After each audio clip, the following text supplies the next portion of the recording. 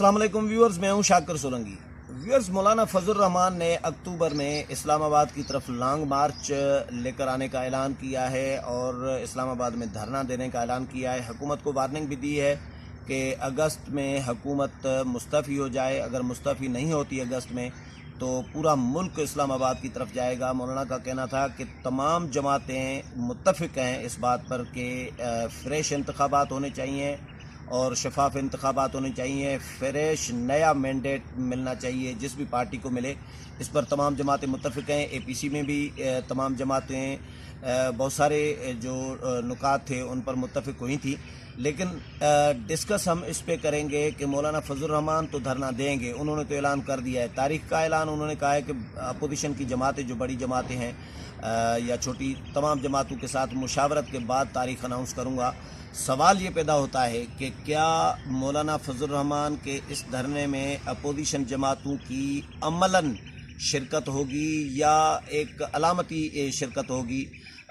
रज़ा खत्री साहब सियासी जमातें कवर करते हैं, सीनियर जर्नलिस्ट हैं और हमारे चैनल में अक्सर आते हैं क्योंकि खत्री साहब अच्छा तज्ज़िया करते हैं, इसलिए हम प्रायोरिटी देते हैं खत्री साहब को ही। खत्री साहब, पीपल्स पार्टी बिलावल से भी कल सुबह पूछा गया था कि शिरकत करेंगे नहीं करेंगे। उन्होंने इनकार तो नहीं किया, उन्होंने कहा है कि शिरकत करेंगे। नून लीग से भी पूछा गया है कि वो भी शिरकत करेगी। आपको इस धरने में, मौलाना का धरना अगर होता है तो जो हमें अंदाज़ा हो रहा है कि बहुत बड़ा जल्द धरना होगा, ये 2014 का धरना नहीं होगा, ये 2019 का धरना होगा और मौलाना का धरना होगा। पीपल्स पार्टी और नून लीग कहाँ पर खड़ी है? बहुत शुक्रिया शाकिर साहब।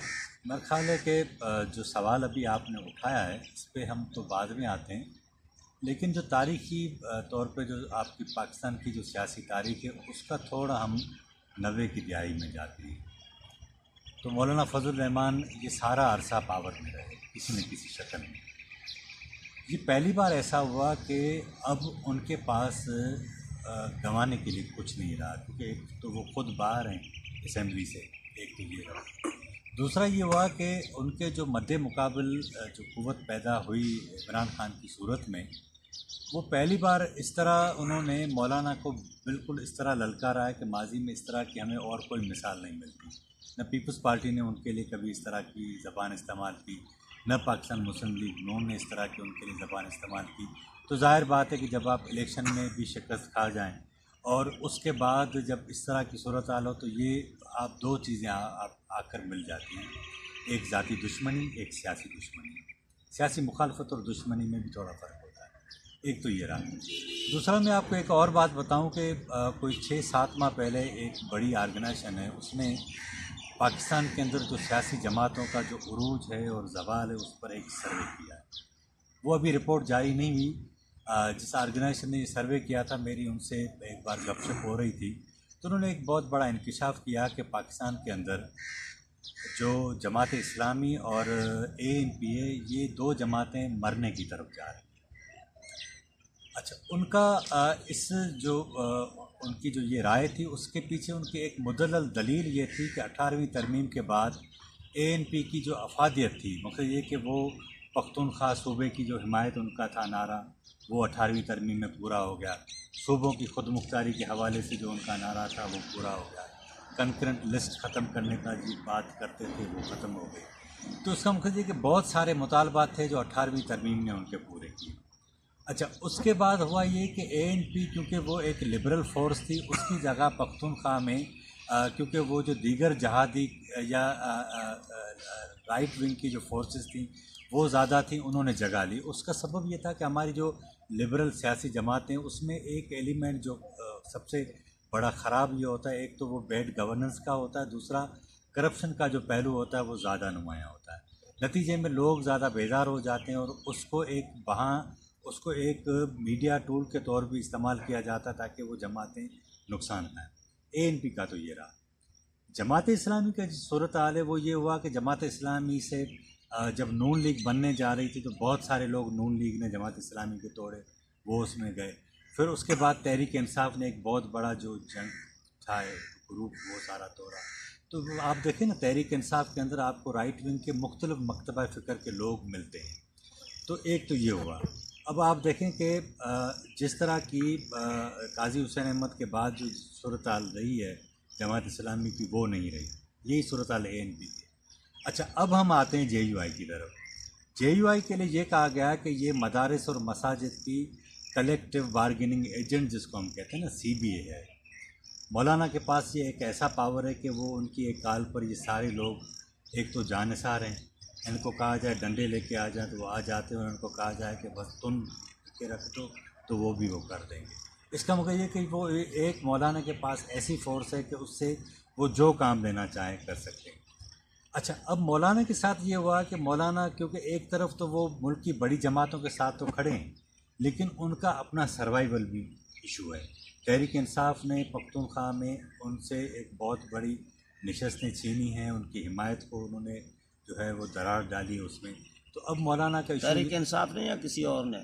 मगर ये कि हम बज़ाहिर तो तहरीक इंसाफ कहेंगे ना, मगर ये कोई और तो ऐसा नहीं हो सकता ना। जिस तरह फ़र्ज़ करें, लोग कहते हैं कि भाई वो जलसा जो था लाहौर वाला वो जनरल पाशा ने करवाया था, ऐसा नहीं होता। मगर ये कि लोग, आप माहौल पैदा करते हैं, सारी चीज़ें करते हैं, लेकिन होता ये है कि जो दूसरों के अवामिल होते हैं उसकी वजह से लोग रिएक्शन में भी आते हैं। लेकिन एक चीज़ थोड़ा सा मैं बता दूं, जो आप ये कह रहे हैं कि मौलाना के पास मदारस की फोर्स मौजूद है। मौलाना के साथ, क्योंकि मैं बीट करता हूं मौलाना की, मौलाना से हमने भी यही कहा है, कई दफ़ा सवाल किया है कि आपके पास मदारस की फोर्स मौजूद है, तलबा मदारस के, तो मौलाना इस पर जज्बाती हो जाते हैं। वो कहते हैं कि यार आप लोग मदारस का नाम लेके, तलबा का नाम लेके मुझे अंडर एस्टिमेट करते हो, मेरी पार्टी को अंडर एस्टिमेट करते हो।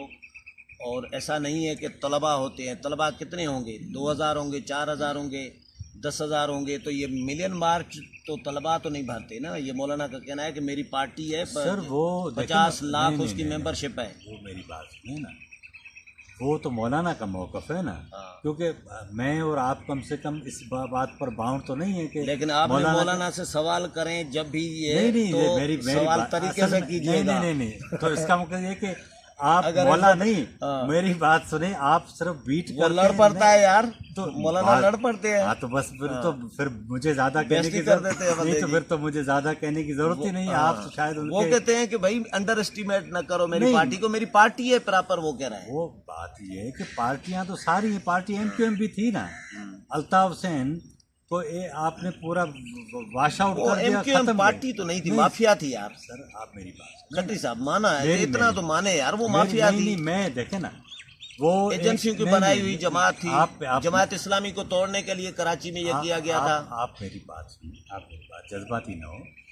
इशू ये है कि वो एक पूरे प्रोसेस से उसने बंदूक पर वोट छीना, ये एक अलग बहस है। उसको बंदूक किसने दी, ये एक अलग बहस है, लेकिन वो पूरे प्रोसेस से गुजरती थी। और ये आपकी जो जितनी भी हुकूमतें थी, बीबी की हुकूमत थी, नवाज शरीफ की हुकूमत थी, ये सारे उसके इत्यादी थे।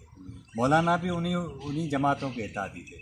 तो इस बात को छोड़ें, ये सियासी जमात, पावर पॉलिटिक्स में ऐसा होता है, उसके बहुत सारे गिरे एरियाज होते हैं। चलें, ये अलग बहस है। मुझे ये बताएं, नून और PP मौलाना के धरने में शिरकत करेंगी? अब मैं आपको बता रहा हूँ, अब मैं असल में, वो आपने इंटरप्ट किया।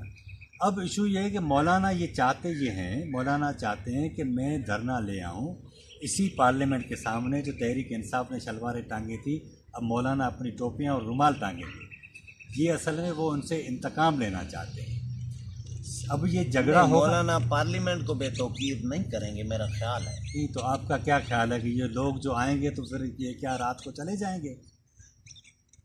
आप मुझे अपने सीने पे हाथ रख के बताएं, चले जाएंगे? नहीं, बैठे रहेंगे, जाहिर है बैठे रहेंगे। लेकिन तो ये जिस तरह पार्लियामेंट के अंदर घुस के आए थे, ये जंगला नहीं, PTI वाले जंगला तोड़ के अंदर आ गए थे। ये दरवाजा खोल के आ जाएंगे? नहीं, अंदर नहीं आएंगे, मेरा नहीं ख्याल। चले, आप उनको कहिएगा, आपकी बात मान लें। पुरानी सियासी जमात है, मजहबी भी है, लेकिन सियासी वर्कर भी हैं, उनको पता है पार्लियामेंट की हुर्मत का। नहीं, वो आपकी बात, अगर वो भी करते हैं तो वो फिर PTI और उनमें क्या फर्क है? मुझे मेरी बात सुनिए, ये जो मजमा होता है ना, मजमे के अंदर PhD लोग भी हों तो उनकी हरकतें वही होती हैं जो अनपढ़ की होती हैं। मजमे का ये इशू है। तो बात तो ठीक है, तो ये इसको आप छोड़ें। अब इशू ये है, यहाँ एक सवाल जो पैदा होता है ना, दोनों बड़ी जमातें इस वक्त अताब ज़ेर अताब है, मौलाना के साथ उनका बैठना जायज़ बनता है, लेकिन सवाल ये होगा कि वो कितना वक्त बैठेंगे। बिलावल बैठेगा, मरियम और नवाज बैठेगी, बैठेंगी, शहबाज शरीफ अपने बैठेगा। लोग लाएंगे। हाँ, ठीक है ना। अच्छा, मैं आपको एक और बात बताऊं। अक्टूबर में इन्होंने अनाउंसमेंट की है, 20 को आए, 25 को आए, जो भी हो।